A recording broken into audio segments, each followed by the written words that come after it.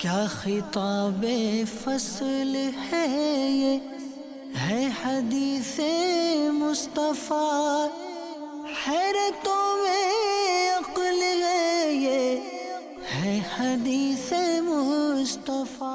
الحمد للہ رب العالمین والصلاة والسلام علی سید الانبیاء والمرسلین، اما بعد فاعوذ باللہ من الشیطان الرجیم، بسم اللہ الرحمن الرحیم۔ الصلاة والسلام علیک یا رسول اللہ وعلی آلک واصحابک یا حبیب اللہ۔ الصلاة والسلام علیک یا نبی اللہ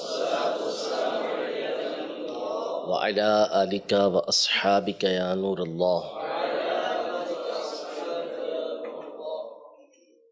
الحمد للہ عز وجل، الشمائل المحمدیہ والخصائل المصطفیہ، یعنی شمائل ترمذی کا درس ہمارا جاری ہے۔ اپنے پچھلے درس میں ہم نے نبی رحمت شفیع امت صلی اللہ تعالیٰ علیہ وآلہ وسلم کے مبارک ناموں کے حوالے سے کچھ سننے کی سعادت حاصل کی تھی، اور ساتھ ہی ساتھ نبی کریم صلی اللہ علیہ وسلم کے زندگی گزارنے کے حوالے سے جو احادیث طیبہ امام ترمذی رحمۃ اللہ تعالیٰ علیہ نے ذکر کی ہیں، ان میں سے ایک حدیث مبارکہ ہم نے سنی تھی۔ انشاءاللہ آج مزید اسی حوالے سے ہم کچھ اور احادیث طیبہ سنیں گے۔ امام ترمذی رحمۃ اللہ تعالیٰ علیہ مشہور حدیث مبارکہ روایت کرتے ہوئے فرماتے ہیں: حدثنا ہارون بن اسحاق الحمدانی قال حدثنا عبدۃ عن ہشام بن عروۃ عن ابیہ عن عائشة رضی اللہ تعالی عنہا قالت كنا آل محمد نمکث شہرا ما نستوقد بنار ان هو الا التمر والماء، یعنی حضرت سیدہ عائشہ رضی اللہ تعالی عنہا فرماتی ہیں کہ ہم آل محمد صلی اللہ تعالی علیہ وآلہ وسلم ایک ایک مہینہ ایسا گزرتا تھا کہ آگ نہیں جلاتے تھے، یعنی چولہا گھر کے اندر نہیں جلتا تھا، یا کوئی ایسی چیز نہیں بنتی تھی کہ جس کو آگ پر بنایا جاتا ہے۔ ہمارے یہاں جو کھانا پینا ہوتا تھا وہ صرف کھجور اور پانی ہوا کرتا تھا، یعنی کھجوروں پر اور پانی پر یہ گزارا کیا جاتا تھا۔ اور بعض روایتوں کے اندر ہے کہ 3 چاند آل محمد پہ گزر جاتے اور ان کے گھروں کے اندر چولہا نہیں جلتا تھا، آگ نہیں جلتی تھی۔ 3 چاند کا مطلب 2 مہینے اس طرح گزر جاتے تھے کہ جس میں آگ نہیں جلا کرتی تھی۔ دودھ پہ گزارا ہو گیا، کھجور پہ گزارا ہو گیا، پانی پر گزارا یہ کر لیا جاتا تھا۔ حالانکہ آپ چاہتے تو پہاڑ آپ کے ساتھ سونے کے بن کر چلتے، لیکن حضور علیہ الصلوۃ والسلام کا یہ تمام کا تمام معاملہ اختیاری تھا۔ شارحین حدیث نے واضح طور پہ فرمایا کہ جو حضور علیہ الصلوۃ والسلام کا بھوک کو برداشت کرنا ہے یہ اختیاری طور پر ہے، یعنی اضطراری طور پر نہیں تھا، مجبور ہو کر نہیں تھا۔ ایک ہوتا ہے کہ کسی کے پاس کچھ ہو ہی نہ تو وہ تو مجبور ہو جاتا ہے، مضطر ہو جاتا ہے کہ اس نے تھوڑے پر ہی گزارا کرنا ہے یا اس نے فاقے کرنے ہیں۔ نبی کریم صلی اللہ تعالیٰ علیہ وآلہ وسلم کا یہ معاملہ نہیں تھا۔ اسلاف یہاں تک ارشاد فرماتے ہیں کہ ہمارا سونا جو ہے، یعنی اپنے بارے میں تحدیث نعمت کے طور پہ فرماتے ہیں کہ ہمارا سونا اضطراری طور پر اور کھانا اختیاری طور پہ ہوتا ہے، یعنی سوتے نہیں تھے جب تک کہ مجبور نہ ہو جائیں، اور جو بھوک ہوتی تھی یعنی بھوکا رہنا یہ اختیاری طور پہ ہوتا تھا۔ ایسا نہیں کہ موجود نہیں، کھا سکتے ہیں، لیکن اپنے نفس کی مخالفت کرتے ہوئے اعلیٰ کھانوں سے یا زیادہ کھانے سے اپنے آپ کو محفوظ رکھا کرتے تھے۔ ایک اور حدیث مبارکہ: حدثنا عبداللہ بن ابی زیاد قال حدثنا سیار قال حدثنا سہل بن اسلم عن یزید بن ابی منصور عن انس عن ابی طلحة رضی اللہ تعالی عنہ قال شکونا الى رسول اللہ صلی اللہ علیہ وسلم الجوع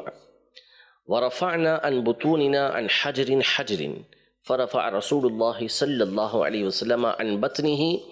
عن حجرين قال أبو عيسى هذا حديث غريب من حديث أبي طلحة لا نعرفه إلا من هذا الوجه ومعنى قوله ورفعنا عن بطوننا عن حجر حجر قال كان أحدهما يشد في بطنه الحجر من الجهد والضعف الذي به من الجوع. یعنی حضرت سیدنا ابو طلحہ انصاری رضی اللہ تعالی عنہ یہ فرماتے ہیں کہ ہم نے نبی کریم صلی اللہ تعالیٰ علیہ وآلہ وسلم کی بارگاہ میں بھوک کی شکایت کی، یعنی ہمیں بھوک لگی ہے اور معاملہ یہ ہے کہ کھانے پینے کے لیے کچھ موجود نہیں ہے، یعنی سب کے پاس یا خاص ان کے پاس جو افراد بارگاہ رسالت میں حاضر ہوئے تھے، اور ساتھ ہی ساتھ انہوں نے اپنے پیٹ سے کپڑا اٹھایا تو دیکھا کہ اس پر پتھر بندھا ہوا ہے۔ یہ اہل عرب کی عادت تھی کہ جب بھوک کی شدت ہوتی، کمزوری ہوتی، تو اپنے پیٹ کو سیدھا رکھنے کے لیے اور پیٹھ کو سیدھا رکھنے کے لیے تاکہ وہ چل پھر سکیں اور بھوک کی وجہ سے اوندھے نہ ہو جائیں، بھوک کی وجہ سے جھک نہ جائیں، تو یہ لوگ اپنے پیٹ پر پتھر باندھا کرتے تھے۔ تو حضرت ابو طلحہ رضی اللہ تعالی عنہ نے اور آپ کے ساتھ جو افراد تھے انہوں نے کپڑا اٹھا کے دکھایا کہ دیکھیں ہمارے بھوک سے یہ کیفیت ہے کہ ہم نے پیٹ پہ پتھر باندھا ہوا ہے۔ تو نبی کریم صلی اللہ تعالیٰ علیہ وآلہ وسلم نے اپنے مبارک پیٹ سے کپڑا اٹھایا تو اس پہ 2 پتھر بندھے ہوئے تھے، یعنی فرفع رسول اللہ صلی اللہ علیہ وسلم عن بطنہ عن حجرین، کہ آپ علیہ السلام کے پیٹ پر 2 پتھر بندھے ہوئے تھے۔ اس کا معنی یہ بنا کہ جتنی بھوک ان کو پہنچی تھی اس سے زیادہ نبی کریم صلی اللہ تعالیٰ علیہ وآلہ وسلم نے فاقے کو اختیار کیا تھا۔ اس سے اگلی حدیث مبارکہ بڑی تفصیل کے ساتھ اس حدیث کو امام ترمذی رحمۃ اللہ تعالیٰ علیہ نے ذکر کیا ہے۔ فرماتے ہیں حدثنا محمد بن اسماعیل، یعنی امام بخاری، کہ ہمیں حدیث بیان کی محمد بن اسماعیل یعنی امام بخاری نے۔ قال حدثنا آدم بن ابی ایاس قال حدثنا شیبان ابو معاویہ قال حدثنا عبد الملک بن عمیر عن ابی سلمة بن عبد الرحمن عن ابی ہریرہ رضی اللہ تعالی عنہ قال خرج رسول اللہ صلی اللہ علیہ وسلم فی ساعۃ لا یخرج فیہا ولا یلقاہ فیہا احد، یعنی حضرت سیدنا ابو ہریرہ رضی اللہ تعالی عنہ روایت کرتے ہیں، فرماتے ہیں کہ نبی کریم صلی اللہ تعالیٰ علیہ وآلہ وسلم ایک دن اپنے گھر سے اس وقت باہر تشریف لائے جس میں عام طور پہ آپ علیہ السلام باہر تشریف نہیں لاتے تھے۔ دن یا رات کا کوئی بھی موقع تھا جس میں آپ علیہ السلام گھر سے باہر اس وقت تشریف نہیں لاتے تھے، اس دن اس وقت تشریف لائے اور آپ کو کوئی ملا بھی نہیں، یعنی کوئی ملاقات کرنے والا بھی اس وقت نہیں تھا۔ فَأَتَاهُ أَبُو بَكْرٍ فَقَالَ مَا جَاءَ بِكَ يَا أَبَا بَكْرٍ قَالَ خَرَجْتُ أَلْقَى رَسُولَ اللَّهِ صلی اللہ علیہ وسلم وَأَنظُرُ فِي وَجْهِهِ وَالتَّسْلِيمَ عَلَيْهِ۔ تو آپ علیہ السلام کی بارگاہ میں وہیں راستے کے اندر حضرت ابو بکر صدیق رضی اللہ تعالی عنہ حاضر خدمت ہوئے۔ تو حضور علیہ السلام نے پوچھا کہ کس وجہ سے حاضر ہوئے؟ تو انہوں نے عرض کیا رسول اللہ صلی اللہ تعالیٰ علیہ وسلم میں آپ کے پاس حاضر ہوا اس لیے کہ میں آپ سے ملاقات کروں، آپ کے چہرے کی زیارت کروں اور آپ کو سلام عرض کروں، اس لیے میں آپ کی بارگاہ کے اندر حاضر ہوا۔ فلم یلبث ان جاء عمر فقال ما جاء بک یا عمر قال الجوع یا رسول اللہ، یعنی حضرت عمر یہ کچھ ہی دیر کے اندر وہ بھی تشریف لے آئے، حاضر خدمت ہوئے نبی کریم صلی اللہ علیہ وسلم کی بارگاہ میں۔ تو حضور علیہ السلام نے ان سے پوچھا کہ آپ کو کیا چیز یہاں لے کر آئی ہے، کس وجہ سے یہاں پر آئے؟ تو کہا عرض کی بارگاہ رسالت میں کہ بھوک کی وجہ سے، بھوک کی وجہ سے آپ کی خدمت میں حاضر ہوئے۔ شارحین فرماتے ہیں کہ حضرت سیدنا ابو بکر صدیق رضی اللہ تعالی عنہ کا بھی یہی معاملہ تھا کہ گھر میں ان کے بھی اسی طرح فاقہ تھا۔ اب یہ دونوں بارگاہ رسالت میں حاضر ہوئے تو نبی کریم صلی اللہ علیہ وسلم نے حضرت عمر سے فرمایا قال صلی اللہ علیہ وسلم وَأَنَا قَدْ وَجَدْتُ بَعْدَ ذَلِكَ، مجھے بھی کچھ بھوک لگی ہوئی ہے، مجھے بھی کچھ بھوک لگی ہے۔ اب تینوں کو بھوک کی کیفیت ہے، بھوک حاضر خدمت ہے ان کے، تو فانطلقوا الى منزل ابی الہیثم بن الطیان الانصاری وکان رجلا کثیر النخل والشاء، یعنی یہ تینوں کے تینوں حضرات ابو الہیثم بن الطیان الانصاری ان کے گھر کی طرف چلے، اور وکان رجلا کثیر النخل والشاء، یہ جو تھے ابو الہیثم بن الطیان، ان کے پاس باغات بہت زیادہ تھے، کھجوروں کے درخت بہت سارے تھے، اور بکریاں بھی بہت ساری تھیں، بکریاں بھی بہت ساری تھیں۔ ولم یکن لہ خدم، لیکن ان کا کوئی خادم نہیں تھا، ان کے پاس کوئی غلام خادم وغیرہ نہیں تھے۔ فلم یجدوہ، جب تینوں حضرات ان کے گھر پر پہنچے تو وہاں پر یہ ابو الہیثم انصاری رضی اللہ تعالیٰ عنہ موجود نہیں تھے۔ تو فقالوا لامرأتہ این صاحبک، تو ان تینوں حضرات نے اس خاتون سے، ان کی اہلیہ سے پوچھا کہ آپ کے شوہر کہاں ہیں؟ فقالت انطلق یستعذب لنا الماء، کہ انہوں نے عرض کی کہ جو ابو الہیثم ہیں یہ ہمارے لیے میٹھا پانی لینے کے لیے گئے ہیں، میٹھا پانی لینے گئے ہیں۔ فلم یلبثوا ان جاء ابو الہیثم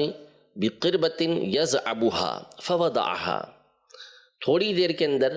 وہ ابو الہیثم جو تھے وہ بارگاہ رسالت میں حاضر ہوئے، گھر پر اپنے آئے، اور ان کے پاس پورا مشکیزہ تھا پانی کا بھرا ہوا، جو لبالب بھرا ہوا تھا، گویا کہ گرنا چاہتا ہے پانی اس کے منہ سے، ایسا بھرا ہوا تھا۔ انہوں نے جو مشکیزہ ہے وہ نبی کریم صلی اللہ علیہ وسلم کے سامنے رکھ دیا، اور پھر ان کی قسمت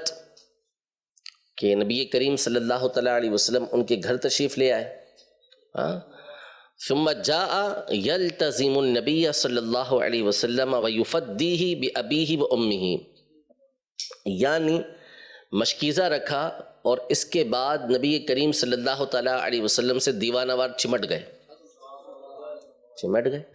اور کہنے لگے میرے ماں باپ آپ پر قربان، بی ابی انت و امی یا رسول اللہ، میرے ماں باپ آپ پر فدا ہوں یا رسول اللہ، یہ بار بار اس کو دہرانے لگے۔ پھر اس کے بعد ثم انطلق بہم الی حدیقتہ فبسط لہم بساطا، پھر نبی کریم صلی اللہ تعالیٰ علیہ وآلہ وسلم اور آپ کے دونوں ساتھیوں کو لے کر یہ اپنے باغ کے اندر آئے، اور آپ علیہ السلام اور آپ کے دونوں ساتھیوں کے لیے دسترخوان بچھایا۔ ثم انطلق الی نخلۃ فجاء بقنو فوضعہ، کہ انہوں نے اپنے ایک درخت کی طرف قصد کیا، وہاں گئے اور پوری کی پوری شاخ یہ کھجوروں کی اٹھا کر لے کر آ گئے اور ان تینوں حضرات کے سامنے رکھ دی۔ فقال النبی صلی اللہ تعالیٰ علیہ وسلم افلا تنقیت لنا من رطبہ، کہ یہ تم نے کیا کیا، پوری شاخ لے آئے جس میں تر کھجورے بھی ہیں، جس میں خشک کھجورے بھی موجود ہیں، جو کھجور ابھی پوری پکی نہیں ہے تو وہ بھی تم لے آئے ہو، یعنی کچی پکی کھجوریں جو ہوتی ہیں وہ بھی لذیذ ہوتی ہیں اور اہل عرب اس کو کھاتے ہیں، جس کو ہمارے یہاں عام طور پہ کھجی بولا جاتا ہے اور پنجابی میں ڈوکا، تو یہ کھجوریں بھی پسند کی جاتی ہیں۔ تو اس طرح کی چند کھجوروں پر مشتمل جو شاخ تھی وہ بارگاہ رسالت میں پیش کی، تو نبی کریم صلی اللہ علیہ وسلم نے فرمایا کہ تمہیں چاہیے تھا کہ اس میں سے تم تر کھجوریں لے آتے، جیسا کہ طریقہ کار ہوتا ہے کہ جو اس طرح کی کھجوریں ہیں اس کو درخت پر ہی رہنے دیتے ہیں اور پکی ہوئی کھجوریں لے آتے ہیں، عام طور پہ یہ ہوتا ہے، تو تم پوری کی پوری شاخ لے کر آ گئے۔ تو فقال یا رسول اللہ صلی اللہ علیہ وسلم انی اردت ان تختاروا او تخیروا من رطبہ و بصرہ، میں یہ اس لیے لے آیا کہ جو نبی کریم صلی اللہ تعالیٰ علیہ وآلہ وسلم تر یا خشک کھجور پسند کریں وہ تناول فرما لیں، مجھے کیا پتا کہ حضور علیہ السلام کس کو استعمال کرنا چاہیں، تو میں ساری کی ساری لے آیا، دونوں طرح کی لے آیا کہ جو حضور علیہ السلام پسند فرما لیں اسے تناول فرما لیں۔ فَأَكَلُوا وَشَرِبُوا مِن ذَلِكَ الْمَاءَ، کہ ان حضرات نے وہ کھجوریں کھائیں اور ان کا جو پانی تھا میٹھا پانی اس کو نوش فرمایا۔ فقال صلی اللہ علیہ وسلم هذا والذی نفسی بیدہ من النعیم الذی تسألون عنہ یوم القیامہ، حضور علیہ السلام نے فرمایا کہ اس ذات کی قسم جس کے قبضہ قدرت میں میری جان ہے، یہ وہ نعمتیں ہیں کہ جس کے بارے میں تم کل قیامت کے دن سوال کیے جاؤ گے، یعنی ان نعمتوں کے بارے میں تم سے سوال کیا جائے گا۔ کون کون سی نعمتیں جو ابھی استعمال ہوئیں؟ حضور علیہ الصلوۃ والسلام فرماتے ہیں ظل بارد، یہ جو اس ٹھنڈے باغ کے اندر آ کے بیٹھے ہو، جس کے اندر کھجوروں کے درخت ہیں اور اس کی وجہ سے سایہ ہو رہا ہے ٹھنڈا ٹھنڈا، ورطب طیب، اور یہ جو تر کھجوریں کھائی ہیں اس کا بھی سوال ہوگا، وماء بارد، اور یہ جو ٹھنڈا پانی پیا ہے اس کا بھی کل بروز قیامت سوال ہوگا۔ یعنی یہ چیزیں بھی جو ہیں اس کا بھی قیامت کے دن سوال کیا جائے گا۔ اب سوال کی نوعیت جدا گانا ہوگی، بعض چیزیں جو ہوں گی اس پر سوال یہ بطور تعذیب کے ہوگا، عذاب دینے کے لیے ہوگا، اور بعض چیزوں پر جو سوال ہوگا وہ بتانے کے لیے ہوگا، توبیخ کے لیے ہوگا، ٹھیک ہے، یعنی اس کے اوپر وعید نہیں ہوگی لیکن سوال بہرحال اس کے بارے میں کیا جائے گا۔ جیسا کہ حدیث پاک کے اندر موجود ہے کہ حلالھا حساب و حرامھا عقاب، کہ یہ جو رزق ہے اس کے حلال کا حساب ہے اور اس کے حرام پر عذاب ہے، عقاب ہے، ٹھیک ہے۔ فانطلق ابو الہیثم لیصنع لهم طعاما، اب ابو الہیثم رضی اللہ تعالی عنہ یہ اپنی بکریوں کی طرف گئے تاکہ ان حضرات کے لیے کھانا تیار کریں۔ یہ تو فواکہ کے طور پر تھا،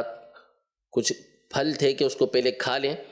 تاکہ جو بھوک کی شدت ہے اس میں کچھ کمی آئے، اس کے بعد وہ کھانا بنانے کے لیے گئے۔ فقال النبی صلی اللہ تعالیٰ علیہ وسلم لا تذبحن لنا ذات در، کہ جو بکری تم ذبح کر رہے ہو وہ بکری نہ ہو کہ جو دودھ والی ہو۔ بطور شفقت و مہربانی نبی کریم صلی اللہ تعالیٰ علیہ وسلم نے ان سے ارشاد فرمایا کہ بکری ذبح کرو تو وہ بکری ذبح نہ کرنا کہ جو دودھ والی ہو۔ فذبح لهم عناقا او جدیا، انہوں نے ایک چھوٹا بچہ جو ہے اس کو ذبح کیا۔ فاتاہم بها، تو وہ جو پکایا تھا وہ نبی کریم صلی اللہ علیہ وسلم اور آپ کے ساتھیوں کی بارگاہ میں لے آئے۔ فاکلوا، حضور علیہ الصلوۃ والسلام نے اس میں سے اور آپ کے ساتھیوں نے اس میں سے تناول فرمایا۔ فقال صلی اللہ علیہ وسلم هل لک خادم، حضور علیہ الصلوۃ والسلام نے حضرت ابو الہیثم سے پوچھا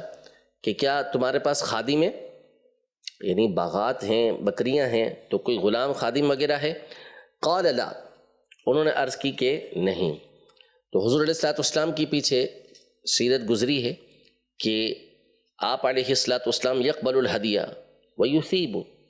آپ ہدیہ قبول بھی کرتے تھے اور ساتھ میں اس کا بدلہ بھی دیا کرتے تھے۔ انہوں نے کھجوریں بارگاہ رسالت میں پیش کی، انہوں نے حضور علیہ الصلوۃ والسلام کی بارگاہ میں ٹھنڈا پانی پیش کیا، میٹھا پانی پیش کیا، اور نبی کریم صلی اللہ علیہ وسلم کے لیے کھانا تیار کیا، بکری چھوٹی سی ذبح کی اور اس کا گوشت پیش کیا۔ حضور علیہ الصلوۃ والسلام نے فرمایا کہ فَإِذَا أَتَانَ صَبْيٌ فَأْتِنَا، جب ہمارے پاس قیدی یا غلام آئیں گے تو تم ہمارے پاس آنا، حاضر خدمت ہونا۔ فَأُتِيَ النَّبِيُّ صلی اللہ علیہ وسلم بِرَأْسَيْنِ لَيْسَ مَعَهُمَا ثَالِثٌ،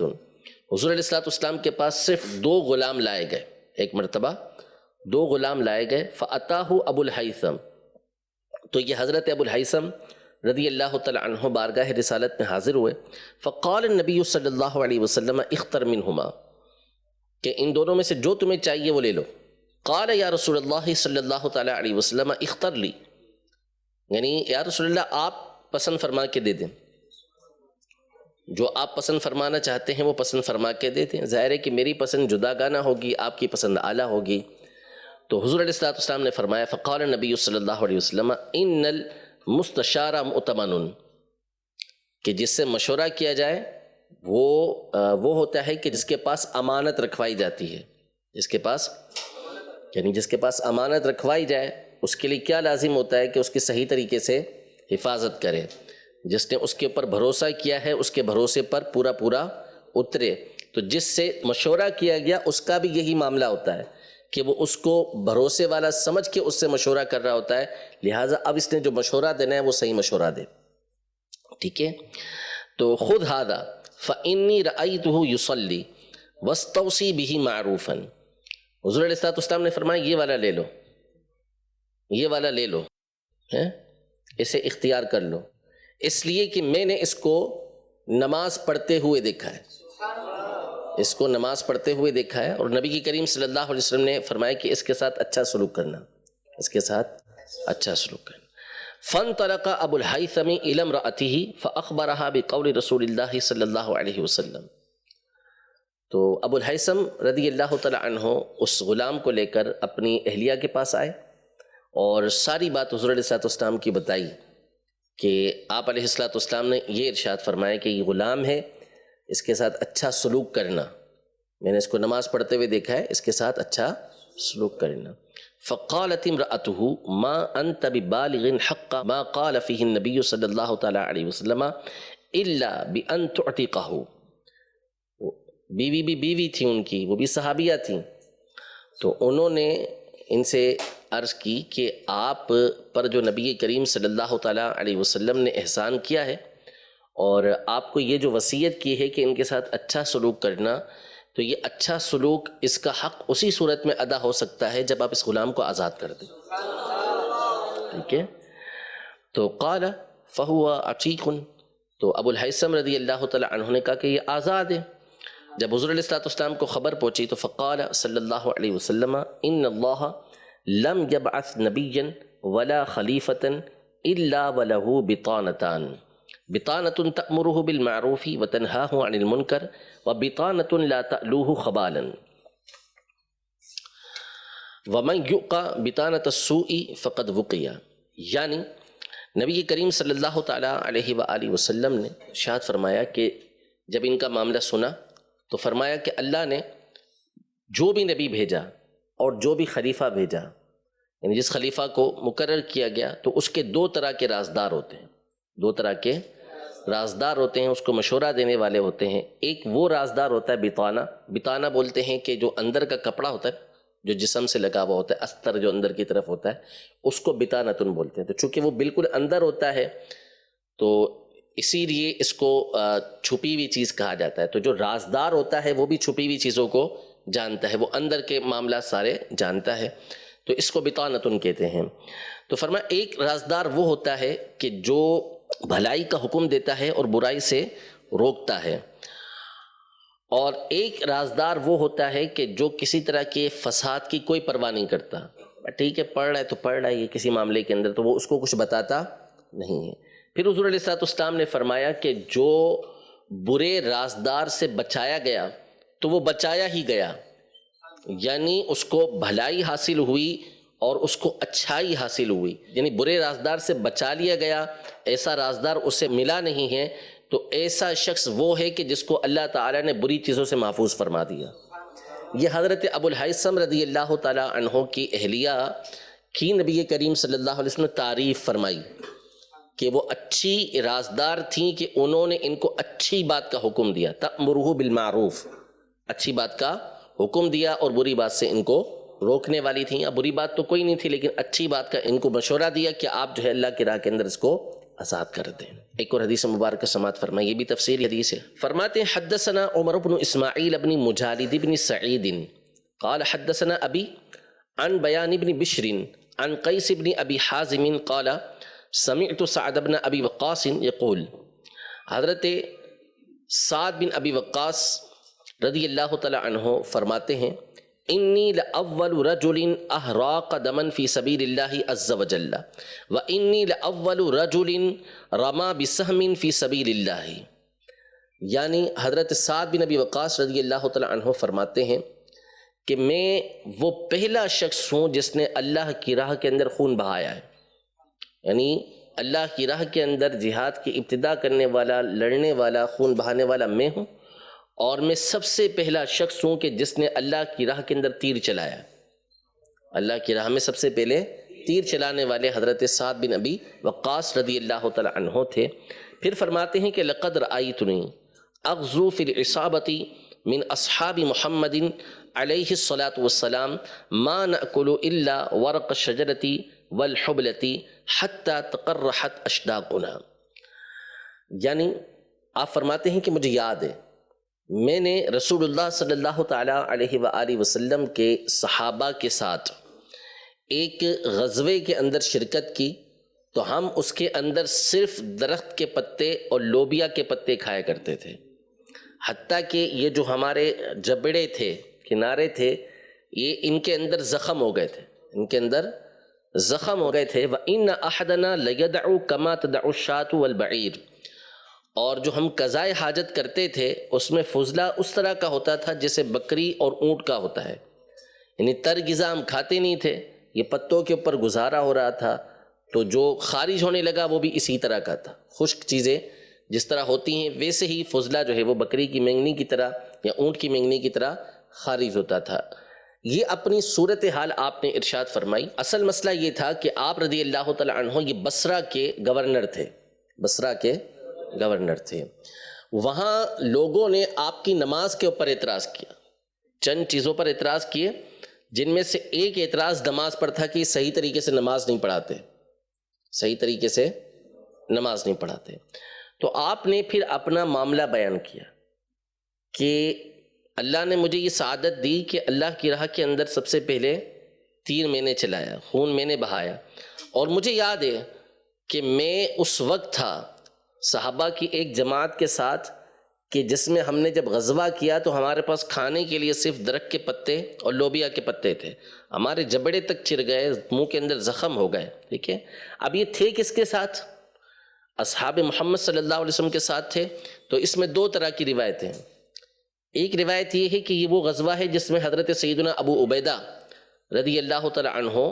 یہ ساحل کی طرف گئے تھے. حضور علیہ السلام نے ان کی سرکردگی کے اندر 300 صحابہ کو بھیجا تھا، اور حضور علیہ السلام نے ایک تھیلا ان لوگوں کو کھجوروں کا دیا تھا، کھجوروں کا دیا تھا کہ یہ اس کے اوپر گزارا کرنا، اس کے اوپر. تو حضرت ابو عبیدہ رضی اللہ تعالی عنہ شروع میں تو ایک مٹھی سب کو دیتے تھے کہ اس پہ گزارا کرو. پھر اس کے بعد نوبت یہاں تک پہنچی تھی کہ آپ رضی اللہ تعالی عنہ سب کو ایک ایک کھجور دیتے تھے، زیادہ تھی نہیں تو ایک کھجور کے اوپر گزارا کرو، تو وہ اس کے اوپر گزارا کرتے تھے. پھر اس کے بعد یہ بھی ختم ہو گئی تو یہ لوگ پتوں کے اوپر گزارا کرنے لگے، یہاں تک کہ اللہ نے پھر سمندر سے ایک بہت بڑی مچھلی جس کو عنبر کہا جاتا ہے، جس کو عنبر کہا جاتا ہے، یہ صحیح بخاری شریف کی حدیث ہے کہ اس نے پھر سمندر سے وہ مچھلی کو پھینکا باہر. وہ مچھلی اتنی بڑی تھی کہ اس کی چربی سے یہ فرماتے ہیں ہم نے مٹکے بھرے، اور ہم نے گوشت کھایا، اور جب اس کی جو پسلیاں ہوتی ہیں، کانٹے جو اس کے ہوتے ہیں وہ ہڈی نما تھے، اس کو جب کھڑا کیا دو کو ہم نے ملا کے تو وہ اتنا بڑا تھا کہ اونٹ سامان کے ساتھ نیچے سے گزر جائے، اتنی بڑی وہ مچھلی تھی. اور کہتے ہیں ہم فربا ہو گئے اس کو کھا کھا کے. ٹھیک ہے، یہ ایک روایت ہے. پھر یہ نبی کریم صلی اللہ علیہ وسلم کے پاس یہ لے کر آئے تھے. تو یہاں پر جو باب سے مطابقت ہے کہ یہ روایت یہاں پہ کیوں ذکر کی ہے، بات چل رہی ہے نبی کریم صلی اللہ تعالیٰ علیہ وآلہ وسلم کے زندگی گزارنے کے حوالے سے، آپ علیہ السلام کی قناعت پر اور آپ علیہ السلام کے کم غذا استعمال کرنے پر. تو یہ روایت یہاں کیوں ذکر کی؟ اس لیے ذکر کی کہ حضور علیہ السلام سخی تھے، جو ہوتا تھا وہ عطا فرماتے تھے. اب آپ اتنا بڑا لشکر بھیج رہے ہیں 300 افراد کا، اور دیا کیا آپ نے کھجوروں کا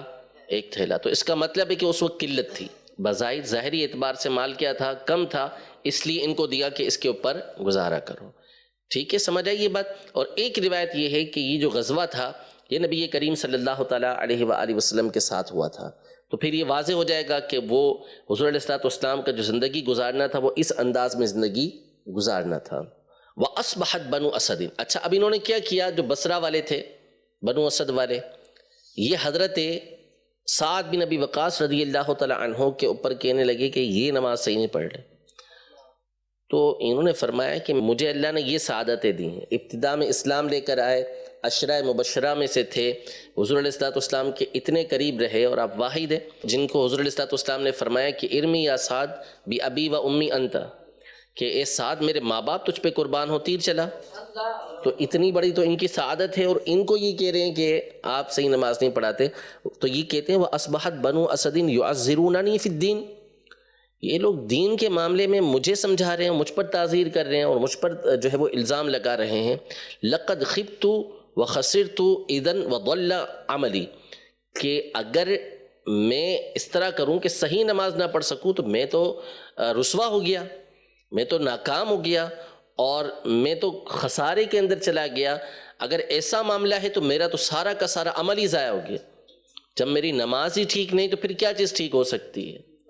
تو یہ ان کو تنبیہ کرنا تھا کہ میری نماز جو ہے وہ عین رسول اللہ صلی اللہ تعالیٰ علیہ وآلہ وسلم کی نماز کے مطابق ہے. ٹھیک ہے، یعنی جس طریقے سے نماز پڑھنے کا حکم ہے اس انداز میں میں نماز ادا کرتا ہوں۔ آپ مجتہد تھے اور اجلہ صحابہ میں سے تھے، تو آپ کا طریقہ کار وہی تھا کہ جو آپ کے مطابق احادیث مبارکہ کے مطابق تھا، اسی کے مطابق حضرت سیدنا سعد بن ابی وقاص رضی اللہ تعالیٰ عنہ نماز پڑھا کرتے تھے۔ اسی طرح کی ایک اور حدیث مبارکہ ہے،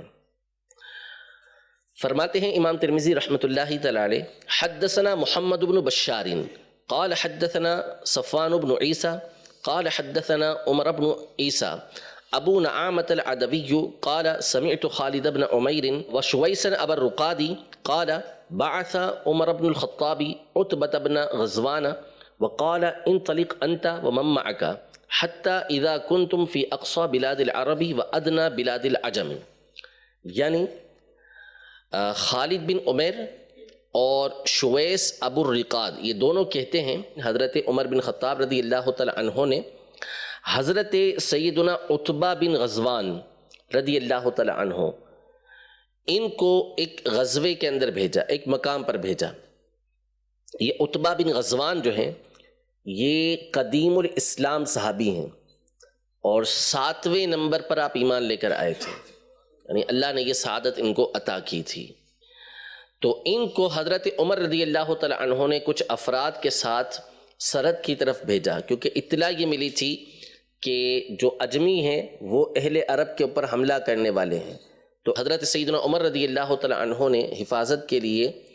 اور تمام معاملات کو دیکھنے کے لیے حضرت عتبہ بن غزوان رضی اللہ تعالی عنہ کو ان کے ساتھ کچھ افراد کو بھیجا۔ فرماتے ہیں فَأَقْبَلُوا حَتَّى إِذَا كَانُوا بِالْمِرْبَدِ وَجَدُوا هَذَا الْكَذَّانَ فَقَالُوا مَا هَذِهِ قَالَ هَذِهِ الْبَصْرَةُ۔ تو یہ حضرات اس مقام پر آئے جہاں پہ حضرت عمر رضی اللہ تعالی عنہ نے ان کو جانے کا کہا تھا۔ تو یہ اونٹوں کے ایک باڑے کے اندر تھے، تو ان کو ایک پتھر ملا، ایک پتھر ملا۔ تو ان حضرات نے کہا کہ یہ کیسا پتھر ہے، یہ کیسا پتھر ہے، یعنی نرم پتھر تھا، اس کے اندر کچھ نرمی تھی اور وہ سفید کلر کا تھا۔ تو یہ کیسا پتھر ہے؟ تو بتایا گیا کہ اس کو بصرہ بولتے ہیں، اس کو بصرہ بولتے ہیں۔ فَصَارُوا حَتَّى بَلَغُوا حِيَالَ الْجِسْرِ الصَّغِيرِ فَقَالُوا هَا هُنَا أُمِرْتُمْ فَنَزَلُوا فَذَكَرُوا الْحَدِيثَ بِطُولِهِ۔ یہ حضرات وہاں سے تھوڑا آگے چلے تو ایک چھوٹے پل کے پاس یہ لوگ پہنچے، تو کہا کہ حضرت عمر نے اسی جگہ ہمیں ٹھہرنے کا حکم دیا تھا، تو یہ وہاں پر ٹھہر گئے۔ پھر ایک تفصیلی واقعہ ہے کہ کس طریقے سے وہ اجمی تھے وہ واپس چلے گئے اور جنگ جو ہے وہ ٹل گئی۔ پھر فرماتے قال فقال عتبہ بن غزوان، یہ فرماتے ہیں حضرت عتبہ بن غزوان لقد رأیتنی وانی لسابع سبعۃ مع رسول اللہ صلی اللہ علیہ وسلم، کہ مجھے یاد ہے کہ میں 7 میں سے 7واں یعنی 7ویں نمبر پر رسول اللہ صلی اللہ تعالیٰ علیہ وآلہ وسلم پر ایمان لانے والا تھا، اور میں حضور علیہ السلام کے ساتھ تھا۔ ما لنا طعام الا ورق الشجر حتى تقرحت اشداقنا فالتقطت بردة قسمتها بینی و بین سعد، یعنی آپ فرماتے ہیں کہ اس وقت جو ہمارا کھانا تھا وہ درخت کے پتے تھے، کھانا صرف اور صرف درخت کے پتے تھے، حتیٰ کہ ان کو کھا کھا کے ہمارے منہ کے اندر زخم ہو گئے۔ ٹھیک ہے، تو مجھے ایک مرتبہ ایک چادر ملی، ایک چادر ملی، تو میں نے اس چادر کے 2 ٹکڑے کیے، ایک ٹکڑا میں نے اپنے پاس رکھا اور ایک ٹکڑا میں نے حضرت سعد بن ابی وقاص کو دے دیا۔ ایک سے انہوں نے تہبند بنایا، دوسرے سے انہوں نے تہبند بنایا، یعنی اتنی یہ اس وقت غربت تھی۔ فما منا من اولئک السبعۃ احد الا وهو امیر مصر من الامصار وستجربون الامراء بعدنا، یعنی اب یہ حال ہو گیا ہے کہ جو ہم 7 افراد تھے ان میں سے کوئی نہ کوئی کسی نہ کسی شہر کا اب حاکم ہے، یعنی اللہ نے ایسی وسعت دی ہے دنیا کے اندر، آخرت کا انعام جدا گانا ہے ان حضرات کے لیے، آخرت کا انعام جدا گانا ہے، لیکن دنیا میں ہی اللہ نے ان کی قربانیوں کا یہ صلہ دیا کہ ایک وقت یہ تھا کہ درخت کے پتے کھا رہے ہیں اور کپڑا پہننے کے لیے صرف اور صرف ایک تہبند مل رہا ہے، لیکن اب اللہ تبارک و تعالی نے کسی نہ کسی شہر کا ان کو حاکم بنا دیا، اور آخرت کے جو انعامات ہیں وہ جدا گانا ہے۔ ایک اور حدیث مبارکہ سنیے، حدثنا عبد الله بن عبد الرحمن قال حدثنا روح بن أسلم أبو حاتم البصري قال حدثنا حماد بن سلمة قال أنبأنا ثابت عن أنس قال قال رسول الله صلى الله تعالى عليه وسلم لقد أخفيت في الله وما يخاف أحد ولقد أوذيت في الله وما يؤذى أحد ولقد أتت علي 30 من بين ليلة ويوم ما لي ولبلال طعام يأكله ذو كبد إلا شيء يواريه إبط بلال. یعنی نبی کریم صلی اللہ تعالیٰ علیہ وآلہ وسلم ارشاد فرماتے ہیں، حضرت سیدنا انس بن مالک رضی اللہ تعالیٰ عنہ اس حدیث کے راوی ہیں، حضور علیہ السلام نے ارشاد فرمایا کہ جتنا مجھے اللہ کی راہ کے اندر ڈرایا گیا ہے کسی اور کو نہیں ڈرایا گیا، سب سے زیادہ مجھے ڈرایا گیا، طرح طرح کی دھمکیاں، طرح طرح سے خوف مجھ پر ڈالا گیا، ایسا کسی کو بھی نہیں ڈرایا گیا، اور اللہ کی راہ میں جتنا مجھے ستایا گیا اتنا کسی کو نہیں ستایا گیا، سب سے زیادہ مجھے ستایا گیا ہے، تکلیف دی گئی ہے۔ اور حال یہ ہے کہ پورے 30 دن 30 من بین لیلۃ و یوم، یعنی دن رات متصل 30 دن ایسے گزر جاتے ہیں کہ میرے اور بلال کے پاس اتنا کھانا نہیں ہوتا کہ کوئی جاندار اس کو کھا لے، صرف اتنا ہوتا ہے کہ جو بلال رضی اللہ تعالی عنہ کے بغل کے اندر چھپ جائے، اتنا کھانا کہ بلال رضی اللہ تعالی عنہ کسی تھیلے میں ڈالنے کی کوئی ضرورت نہیں، بھائی اس کو بغل میں رکھ لیا، داب لیا، اتنا کھانا ہوتا تھا کہ جو ہم دونوں مل کے کھا سکتے ہیں۔ یہ نبی کریم صلی اللہ تعالی علیہ وآلہ وسلم کا زہد و تقوی تھا۔ مزید فرماتے ہیں امام ترمذی رحمۃ اللہ تعالی علیہ، حدثنا عبداللہ بن عبد الرحمن قال انبأنا عفان بن مسلم قال حدثنا ابان بن يزيد العطار قال حدثنا قتادة عن انس بن مالك رضي الله تعالى عنه ان النبي صلى الله تعالى عليه وسلم لم يجتمع عنده غداء ولا عشاء من خبز ولحم الا على ضفف قال عبد الله قال بعضهم هو كثرة الايدي۔ یعنی حضرت سیدنا انس بن مالک رضی اللہ تعالی عنہ فرماتے ہیں کہ کبھی ایسا نہیں ہوا کہ ناشتے میں یا رات کے کھانے میں نبی کریم صلی اللہ علیہ وسلم کے دسترخوان پر روٹی اور گوشت دونوں کے دونوں جمع ہوں، ایسا کبھی نہیں ہوتا تھا مگر اسی صورت میں جب کہ آپ کی بارگاہ میں مہمان حاضر ہوتے تھے، یعنی بہت زیادہ افراد ہوتے تھے تو اس وقت آپ علیہ السلام کے دسترخوان پر روٹی اور گوشت ہوا کرتا تھا، ورنہ ایسا نہیں ہوا کرتا تھا۔ حدثنا عبد بن حمید قال حدثنا محمد بن اسماعیل بن ابی فدیک قال حدثنا ابن ابی ذئب عن مسلم بن جندب عن نوفل بن ایاس الہذلی قال كان عبد الرحمن بن عوف لنا جلیسا وكان نعم الجلیس وإنه انقلب بنا ذات يوم حتى إذا دخلنا بيته دخل فاغتسل ثم خرج وأتينا بصحفة فيها خبز ولحم۔ یعنی حضرت نوفل بن ایاس الہذلی یہ فرماتے ہیں کہ سیدنا عبد الرحمن بن عوف رضی اللہ تعالیٰ عنہ یہ ہمارے ساتھی تھے، بیٹھے ہوئے تھے ہمارے ساتھ، اور بہترین یہ ہمارے ساتھی تھے، یعنی جو ہمارے ساتھ صحبت میں بیٹھے ہوئے تھے ان میں سب سے بہترین فرد یہ تھے۔ تو ایک دن ہم ان کے ساتھ اٹھے، یعنی ان کے ساتھ چلے بازار، یہ کسی بھی مقام پر تھے تو وہاں سے ہم نکلے، اور ہم لوگ حضرت عبد الرحمن بن عوف رضی اللہ تعالیٰ عنہ کے گھر میں داخل ہوئے، یعنی ان کے گھر پر پہنچے ہم لوگ،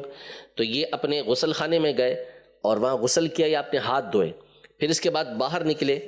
اور ہمارے پاس آپ ایک برتن لے کر آئے جس کے اندر روٹی بھی تھی اور جس کے اندر گوشت بھی تھا، یعنی دعوت کی ان لوگوں کی، گوشت اور روٹی اس برتن کے اندر موجود تھی۔ فلما وضعت بکا عبد الرحمن، جب اس برتن کو رکھا گیا لوگوں کے سامنے تو حضرت عبد الرحمن بن عوف رضی اللہ تعالیٰ عنہ رونے لگے۔ فقلت یا ابا محمد ما یبکیک، تو یہ کہتے ہیں راوی کہ میں نے عرض کی کہ آپ کو کس بات نے رلایا، کس وجہ سے اے ابو محمد آپ رو رہے ہیں، یہ آپ کی کنیت تھی ابو محمد۔ فقال ہلک رسول اللہ صلی اللہ علیہ وسلم ولم یشبع ہوا واہل بیتہ من خبز الشعیر فلا ارانا اخرنا لما ہوا خیر لنا۔ یعنی فرماتے ہیں کہ نبی کریم صلی اللہ علیہ وسلم دنیا سے پردہ فرما گئے، دنیا سے پردہ فرما گئے، اور حال یہ تھا کہ آپ علیہ الصلاۃ والسلام اور آپ کے گھر والے انہوں نے کبھی جو کی روٹی بھی پیٹ بھر کر نہیں کھائی، جو کی روٹی بھی پیٹ بھر کر نہیں کھائی۔ اور ہمارا یہ معاملہ ہے کہ ہمیں جو اتنی عمر دے دی گئی ہے اور اتنا مؤخر کر دیا گیا ہے، تو جو چیز ہمارے لیے بہتر تھی وہ ہمیں پہلے سے دے دی گئی ہے، یعنی جو لمبی عمر دی گئی اور اس کے اندر ہمیں نعمتیں مل رہی ہیں، تو آپ کے اس فرمان کا مطلب ہے کہ گویا کہ آخرت کی نعمتوں میں سے کچھ کم ہو رہا ہے، آخرت کی نعمتوں میں سے کچھ کم ہو رہا ہے۔ یہ آپ کی عاجزی تھی، ورنہ ظاہر ہے کہ آپ رضی اللہ تعالی عنہ یہ عشرہ مبشرہ میں سے ہیں، اور عشرہ مبشرہ جنت کے اعلیٰ ترین درجے کے اندر ہوں گے، جنت الفردوس میں بھی اعلیٰ سے اعلیٰ مقام اللہ ان کو عطا فرمائے گا۔ رب العزت جل وعلا ہم سب کو نبی کریم صلی اللہ تعالیٰ علیہ وآلہ وسلم کی مبارک سیرت پر عمل پیرا ہونے کی توفیق عطا فرمائے، اور اللہ تبارک و تعالیٰ دونوں جہاں کی برکتیں بھلائیاں ہمیں عطا فرمائے، ہمیں، ہماری آل اولاد کو، ہمارے خاندان بھر کو، جمیع اہل سنت کو اللہ تبارک و تعالیٰ عافیت اور عافیت عطا فرمائے، آمین بجاہ النبی الامین صلی اللہ تعالیٰ علیہ وآلہ وسلم۔ کیا خطاب فصل ہے یہ، ہے حدیث مصطفیٰ، حیرتوں میں